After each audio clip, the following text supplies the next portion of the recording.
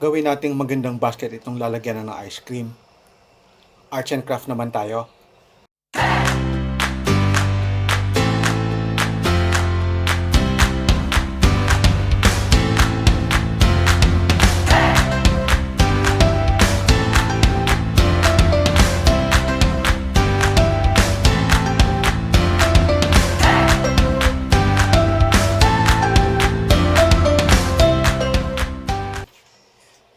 Sa previous vlog natin, gumawa tayo ng hand-painted shirt. So kung hindi nyo pa napapanood, lagyan natin yung link. Somewhere here, dito. So check nyo yung hand-painting natin sa ating plain t-shirt. Today, gagawin nating basket. Magandang basket itong lalagyanan ng ice cream. Naisip ko kasi, marami na akong ganito. So sabi ko bukod sa lalagyanan ng isda, or karne sa ating mga freezer, naisip ko na gumawa ng something artistic. Right? So kasi paminsan, well, hindi paminsan, lagi akala natin may ice cream tayo sa ating ref. So pagbukas natin, isda ang laman o kaya karne. So imbis na mag-settle tayo sa ganong function nitong lalagyan ng ice cream, gawin natin something artistic. Simple lang ang gagawin natin, ididikit natin itong scallops dito sa ating plastic.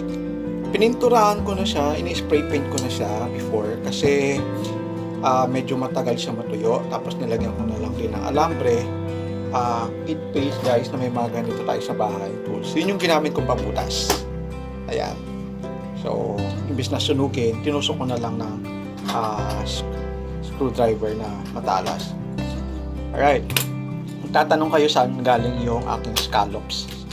Yung mga shell ng scallops. Nagbakasyon ako sa Iloilo kasama ng tita ko sa kanang nanay ko. So, kumain kami ng scallops. Siyempre, pag nasa Western Visayas ka, seafoods. So, during that time, ito, 50 pesos lang ang kilo. We're so fortunate na during that time, maraming scallops. So, mura lang siya. So, sariwa ito dati. Ang ginawa ko habang kumakain kami, I realized na ang gaganda nung kulay ng mga shells. To be honest, nakakita na ako ng ganito sa Islas de Gigantes dati. Talagang gabundok doon ng scallops saka iba-ibang seashell. During that time, na-realize ko rin, scallops, magaganda ang shells niyan. Magaganda ang kulay, iba-ibang kulay. This is real color, guys. Hindi siya fake, hindi siya kinulayan. Natural color. Ang ginawa ko, rinrush ko siya, isa-isa. Nakababad siya sa detergent. And then, afterwards, nilagyan ko ng bleach. Tapos nilipad ko ng aeroplano, pabalik dito sa Manila. Pagdating, medyo may amoy pa rin, binabad ko ulit sa sabon. So, hinugasan ko lang siya ng maraming beses para matanggal yung amoy. So, marami akong nadalang ganito, siguro mga 3 kilo. So, mga gagamitin, best friend natin ngayon si Rugan. Siyempre yung spray paint na sinabi ko kanina, or kung may mga ganito kayo, pwede din siguro balutin nyo ng tela or basta makonceal lang yung kulay nung plastic. Kasi ang sagwa naman, kunwari blue, tapos nilagyan nyo ng shell, so parang hindi siya nababagay. Right? So pwede nyo gawaan something ng balutin na para maiba naman yung kulay. Tara, usahan natin. So yung una natin gagawin, naisip ko lang kasi na parang sagwa naman, alambre lang. Naghanap ako ng ribbon, meron pa akong ribbon na puti. Babalutin lang natin siya ng ribbon. Kung wala kayong ribbon, pwede siguro tela, or kung meron kayo yung abaka na tali, pwede din, paikutin na natin ng pagano. Okay?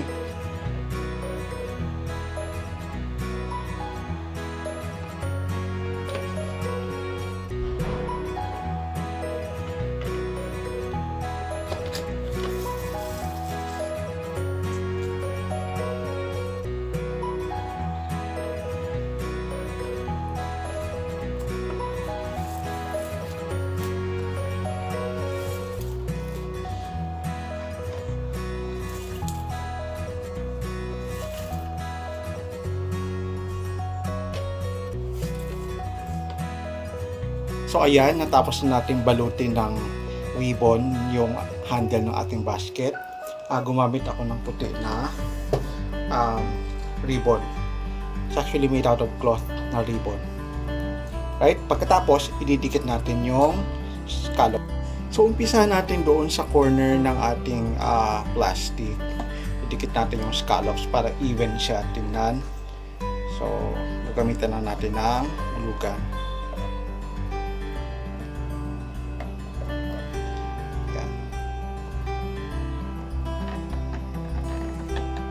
Medyo nabihan natin kasi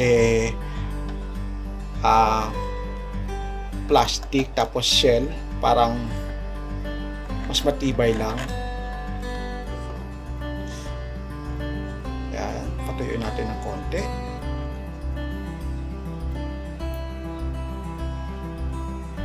Tapos kabilang corner. Paikutin lang natin siya.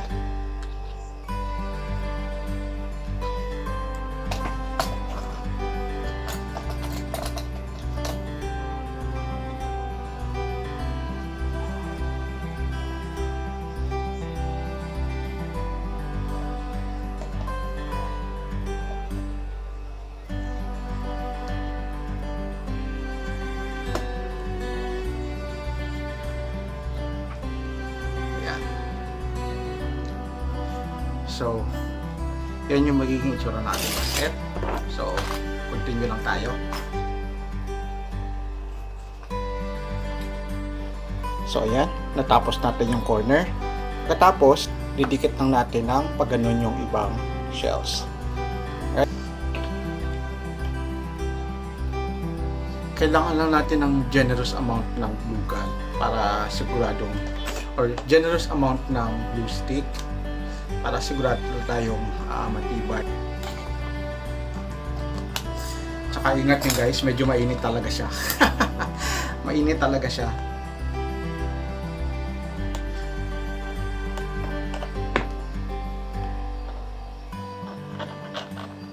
Alright, so yan. Natapos na natin yung ating first line. So ganito yung itsura niya. Nilinisin natin ito yung mga extra na mga hibla-hibla nung ating glue gun afterwards. So, ayan. And then, next layer tayo. Pag ganon. Mako-conceal naman din yung ibang parts. Ayan. Ganon siya.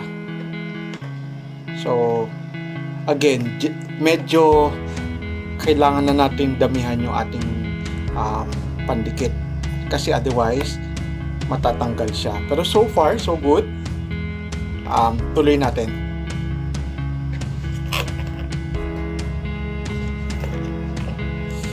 By the way, may naisip ako, kunwari wala kayong shell, anong pwedeng ilagay doon sa ating plastic? Pwede yung abaka na nabibili sa Divisoria, pwede din yun. O kaya yung sa mga coastal areas, mabuhangin, magagandang bato, ipon ng ganon, pwede talaga yun.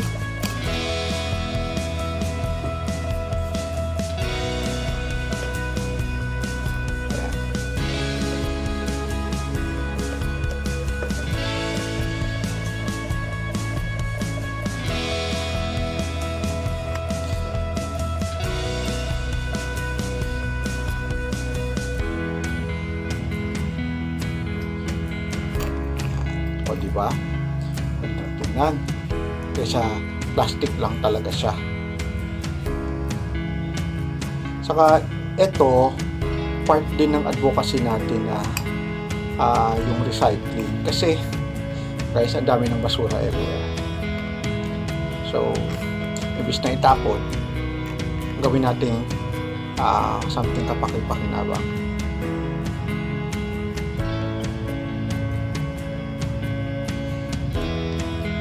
It's actually our own little way of, you know, helping Mother Earth.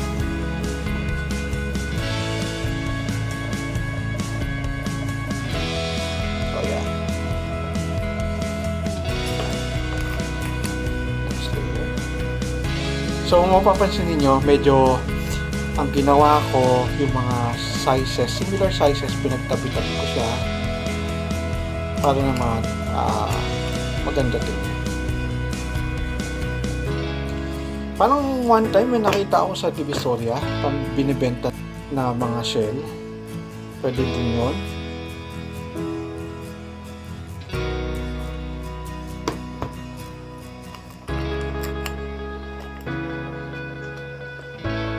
Actually, maganda to kung meron pa kayong varnish. Pag natapos niya, lagyan nyo ng varnish para makita. Nag-ikot ako, wala akong may nakitang varnish eh. Siguro pag natapos na yung quarantine, natapos ng lahat-lahat na nangyayari sa mundo, hanap ako ng varnish. Lalagyan ko siya ng varnish para mas magandang tingnan. Maganda yung nabili kong glue gun. Nag-iisa na lang siya nung pumunta ako ng National Bookstore. Kasi meron siyang switch dito. Ayun umiilaw. Hindi kagaya yung ibang typical na glue gun na ang hirap i-manage kasi walang switch. So, pag sobrang mainit na, kailangan mo tanggalin sa saksakan. Samantalang ito, very handy, nandito na yung switch. Although medyo pricey siya as compared doon sa typical na glue gun, worth it. Pagdikitin lang natin yung mga joint na pwede silang kumapit. Diba? Natural na natural yung dating ng shell. Dahil ano nga bang tawag dito? Nakalimutan ko sa biology eh. May mga alam dyan. Comment yun na below. Basta family siya ng mollusk or something. Ayan. Medyo paubos na yung aking shell na of same size. Kuha tayo dun sa aking lalagyanan. So ayan. Yan yung itsura nating basket. Malapit na matapos. So next layer na lang. Guys, pag gumagawa talaga tayo ng arts and craft, expect na madudumihan yung ating kamay. Ayan. Right, last layer. So yung last layer natin, ipapantay lang natin siya dito. Otherwise kasi, pag pinatong natin sa surface, medyo hindi siya pantay, so magiging uneven. Baka gaganong-ganon yung basket natin. So papantay natin dito sa edge. At ang ating last remaining piece, titingnan natin mamaya kung may pwede pa tayong paglagyan or kailangan pa nating i-conceal yung area. So far, so good. Ang laking tulong talaga ni glue gun. Actually, kanina may fear ako baka hindi didikit. Kasi plastic to plastic. In my previous experience, medyo challenging yung pagdikit ni glue gun. Pero so far so good. Yan, patuloy natin ng konti. Careful lang talaga guys. Mainit talaga ang glue gun. So let's see.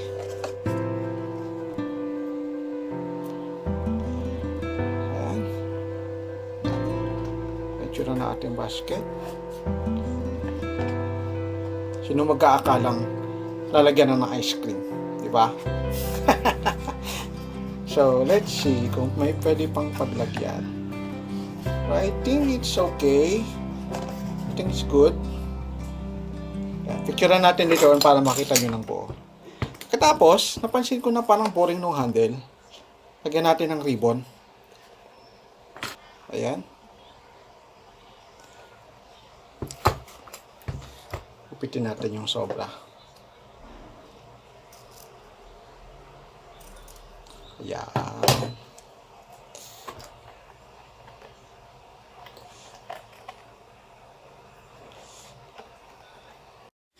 Alright! Finally, ito na yung itsura nating basket. Natapos din siya. So, ayan.